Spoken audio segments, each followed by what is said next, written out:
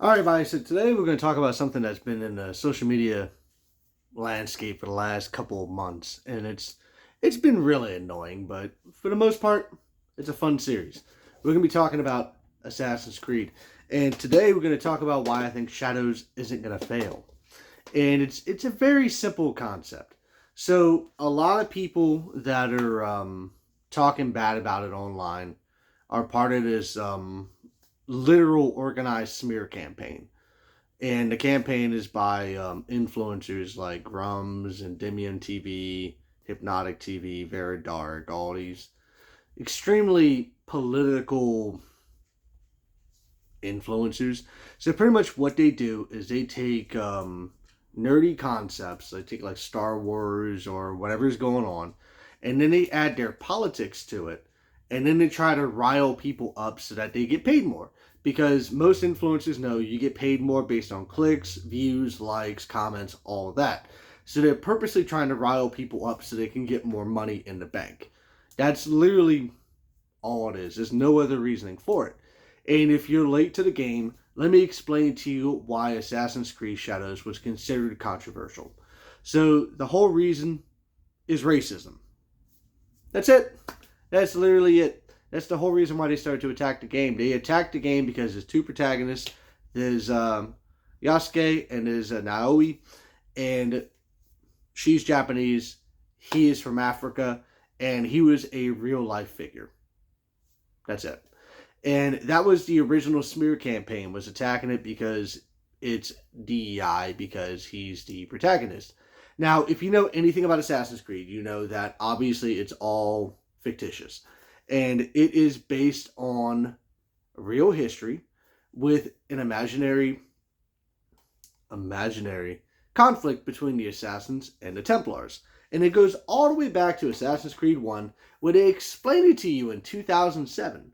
The assassins are the good guys, supposedly, and the Templars are the bad guys, supposedly. The Templars are mainly politicians, royalty, particularly people that influence history, and they're the ones that are doing the bad things, and the assassins are trying to work against them in the shadows. And you see this like throughout the series. Like the first one is about the Crusades. You see how it was a conspiracy between the you see, it was a conspiracy between the people that were actually part of the Crusades versus the people that were defending. So Christian and you got Islamic.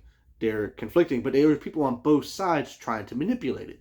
And it made it to where the leaders, King Richard and Salah Adid, didn't know anything about it, but they were getting manipulated on the sidelines to have a ulterior motive that would benefit the Templars. Well, the assassins they found out about the plan and they were trying to thwart it throughout the whole story. And the people that you assassinated in the game were real people in real life, but the backstories to them were a little bit altered. A little bit. And you can actually look up the people and you'll find out that these were real people, but they did not do these things, for example. But some of them did. Some of the major events that happen in real life are incorporated into the game. And that's similar to all the games. If you look at this one, this is the Americas trilogy. Covers New Orleans, the American Revolution, and also covers the Pirates era.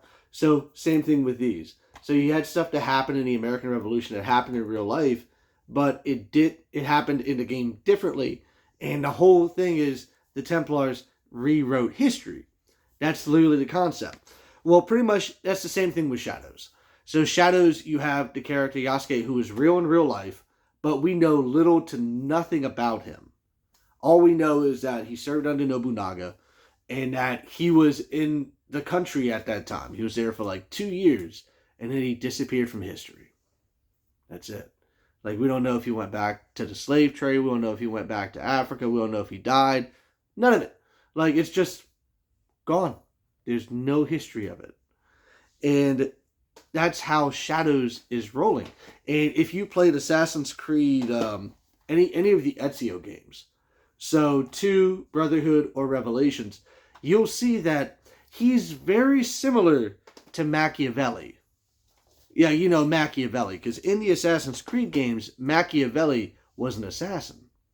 but he was in a spot of political influence, and he wasn't like necessarily manipulating what was going on, but he was feeding targets on who to go after to Ezio. So Yasuke is in a very similar situation. So we know that Nobunaga, based on other games, is a Templar. We know that. And we know Yasuke is like his right hand man. So it's going to be very similar to that.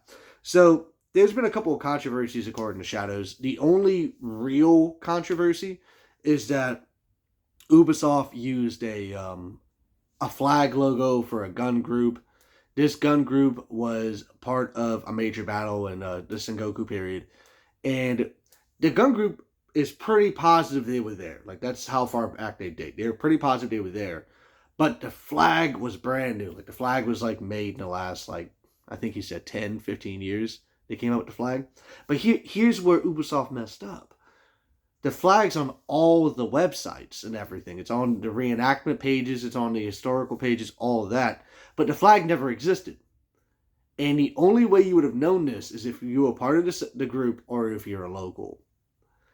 So it's like, yes, that was their error because it's plastered all over the research material. So yeah, they should have done a little bit more digging. But in the end, they more than likely would have missed that. So there was a little controversy among the local Japanese about that. And Ubisoft apologized. They removed the flag from all second printings of material and said, we're sorry. And it's funny because, like, if you read into it, you're like, oh, well, that's an honest mistake. If I was a historian and I was first beginning to start to research anything about that battle, I would have made that mistake too because the flag's everywhere. It's on the websites. It's on all of the reenactment pages. It's like it's everywhere. But it's the group's personal trademark, so of course they're proud of it. And it just kind of made me laugh. And then there's another one, which is the shrine controversy, where you can go into a religious shrine in the game, and you can destroy the shrine. But that's pretty much all of the older Assassin's Creed. You can do that in churches. But the difference is that in this game, the mirror to the shrine is the holy relic, and you can't destroy the mirror. But you can destroy the table that it's on and all that. So that sparked an outrage among the individuals from the shrine. One of the influencers, Grums, bent over backwards to contact the shrine to let them know what happened. Yeah, he contacted the shrine. He literally ratted out Ubisoft like a child. I died. I died just knowing that little detail. That he was so petty. He found a Japanese phone number and just reached out to them. It's like, really, dude? Okay, well, whatever. So the shrine, obviously, the people in the shrine don't play video games because, you know, they're holy men. Why would they? They're taking care of the shrine. So they misunderstood what happened. They didn't know the mirror wasn't destroyed or anything like that. And they said that they thought it was disrespectful. Okay, well, I get it. I mean, it is disrespectful in its own sense. I mean, Ubisoft made that call. I guess they figured if you can destroy a church, you can destroy a temple. That's kind of how they went about it. And now there's going to be a day one patch that's going to remove that ability. That's going to happen tomorrow when the game drops. So that's how that's going to roll. So don't expect to destroy any shrines. Thank you, Grumps, for ruining it for all of us. And simple as that. So those are the only two real controversies. Oh, wait. Back to the shrine. There's a local Japanese politician who is in charge of that district who has spoken out about the shrine. But if you look into him, he is a very low-level politician, and he is obviously doing this for fame. Simple as that. Simple as that. So the reasons why I think this game is going to be successful is if you look into the Assassin's Creed history, it's very much like a Call of Duty or a Madden. The game does not fail. They've never had a game make bad numbers. The very first games, Assassin's Creed 1, 2, Brotherhood, Revelations, all that stuff, they all made anywhere between 5 to 7 million. And the later games, like the Valhallas, the Odysseys, the Origins, they've all made 10 million tops. And then you had Mirage, which was technically a DLC. It was a very short game. That game still made about 7 million. So the game's going to make millions no matter what, because at the end of the day, Assassin's Creed is a game that normal people like playing. They love the game. I love Assassin's Creed. You can go to Assassin's Creed community and you will see that most people love Assassin's Creed. But the influencers have been on a smear campaign for about 2 years now. They even publicly talk about it. There is screenshots of Grumps telling people he's attacking every Ubisoft game, even if it's good or bad. And you can't take them at face value. If you want to play Assassin's Creed and you loved the other Assassin's Creeds, just try it. Don't listen to these political pundits. They are going to ruin video games for all of us. They are trying. They did it. They tried it with comic books. It failed. They tried it with animation. It failed. Look up the whole He-Man Revelation scenario. They tried so hard to smear that show, and everyone loved it. It was a phenomenal show. They spent 10 months talking about how there's a female leader, they're destroying He-Man, all this stuff. And then when He-Man came out and they started doing really good numbers, they just moved on to the next target. And this is on us. We keep giving these people a podium. We keep letting them talk about it. We keep doing all this stuff. But at the end of the day, it's all about pokey, stabs, kick them off the roof.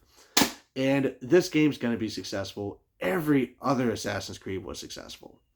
So me personally, I'm looking forward to it because I played Mirage not that long ago and I loved it. So I can't wait to jump back into it. I'm looking forward to the music. And no, it's not going to be hip-hop. I don't care what that one guy in Korea says. It's not going to be hip-hop. None of these games. Like, yeah, it's going to have a twist on the classic music. Because they all do that. It's like you listen to the American one. It's like you hear a lot of American, like, revolutionary music has a twist to it. It's going to be the same thing.